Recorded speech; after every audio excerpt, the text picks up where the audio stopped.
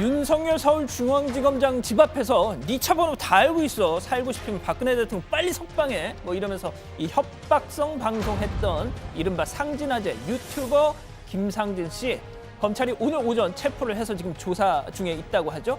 자, 그제 검찰에서 조사받으러 나와라 했더니 거부했었죠. 대신 중앙지검 앞에서 구구절절 해명을 하면서 선처를 호소하기도 했습니다. 이렇게 말이죠. 충동적으로 윤석열 지검장이나 현 문재인 정권에게 화가 치밀어서 평소에 하지 않았던 언사를 한 것입니다. 그 발언으로 인해서 윤석열 지검장이 공포심을 느꼈다면 남자로서 여기서 사과의 말씀을 드립니다. 남자로서 사과를 한다는 건 도대체 무슨 의미일까요? 자, 그리고 또 하나 아까 들으셨지만 평소에 하지 않았던 언사를 한 것입니다. 라고 했습니다. 글쎄요, 저도 이 상진아재 유튜브 채널 하루에 한 번씩은 들어가서 보는데 당장 생각나는 것만 해도 막 심한 게 되게 많은데 말이죠. 솔직히 그건 아닌 것 같습니다. 자, 그리고 하나 더. 김상진 씨 자유한국당 공식 회의에 참석했던 사실 확인이 됐습니다. 지난 1월 4일이었죠. 원내대책회의에 이렇게 나온 겁니다. 그런데 자, 바로 이 사람 지금 안경을 벗고 있단 말이죠. 저도 이 장면을 봤었는데 솔직히 동일 인물인 줄 몰랐습니다. 자, 거리로 나올 때 방송할 때 보시는 것처럼 저렇게 베레모를 쓰고 있고 안경을 쓰고 있고 말이죠. 그래서 이 사람이 저 사람인 줄 미처 몰랐던 겁니다. 자, 그러면은 그날 원내대책회의 나와서 무슨 얘기 했는지 들어보시죠. 광장으로 나와야 시민사회 에너지를 받을 수 있다고 생각합니다. 우리 자유연대 김상진 사무총장의 말씀은 소중히 저희가 귀하게 생각하고 귀담아 듣겠다는 말씀을 드립니다. 자, 김상진 씨 문제에 대해서 자유한국당 과연 어떤 반응 내놓을까요? 오늘 준비한 소식은 여기까지입니다.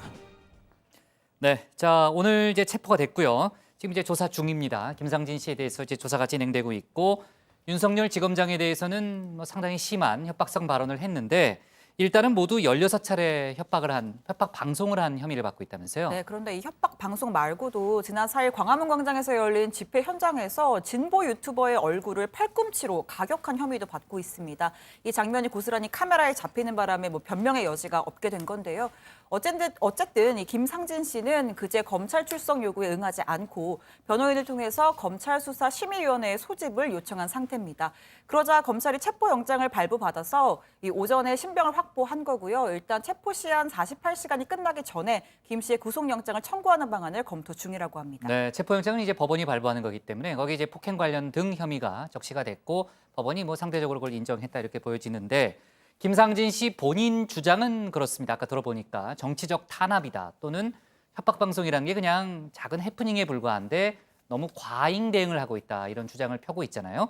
맞죠, 최 반장? 네, 그날 이 문제의 방송 이거였잖아요. 윤석열 지검장 집 앞에서 방송에 대해서 해명을 했는데 이 계란은 미리 준비된 게 아니다. 이 실시간 스트리밍을 통해 방송을 진행하다가 현장이 너무 밋밋하길래 이 재미를 위해서 근처 편의점에서 계란을 구입한 것이다.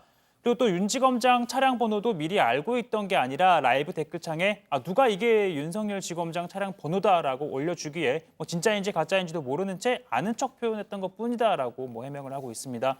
또 자기의 유튜브 방송을 모니터링해보면 알겠지만 자기는 누군가를 협박한 적이 없다라고도 주장을 하고 있습니다. 네, 글쎄요. 해프닝이라고 본인은 주장하고 있지만 그때 방송 내용을 보면요.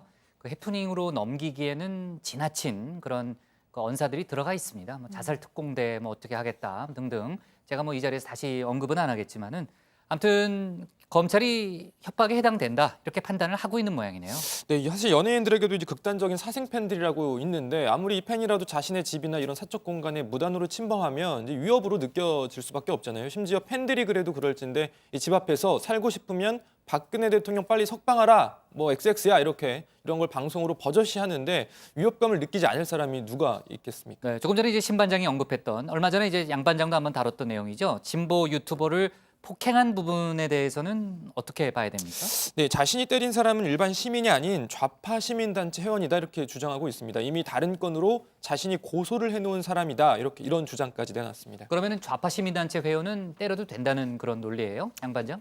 그러니까 그거 참 어. 뭐 말도 안 되는 건데요. 일단 본인은 그것도 억울하다는 겁니다. 앞서 자신이 그 사람을 때렸다고 소개된 그 동영상 조작됐다, 편집됐다라고 주장을 하더라고요. 그러면서 자신의 이 유튜브 채널에 이게 진짜 영상이다, 이걸 봐라 하면서 올려놓은 게 있는데, 그래서 제가 봤는데 상대 유튜버가 자기를 먼저 때리려고 하는 걸 딱 맞고 팔꿈치를 휘둘렀다, 이렇게 주장을 하고 있습니다. 그러니까 자신은 정당 방위 차원이었다는 설명인 것 같습니다.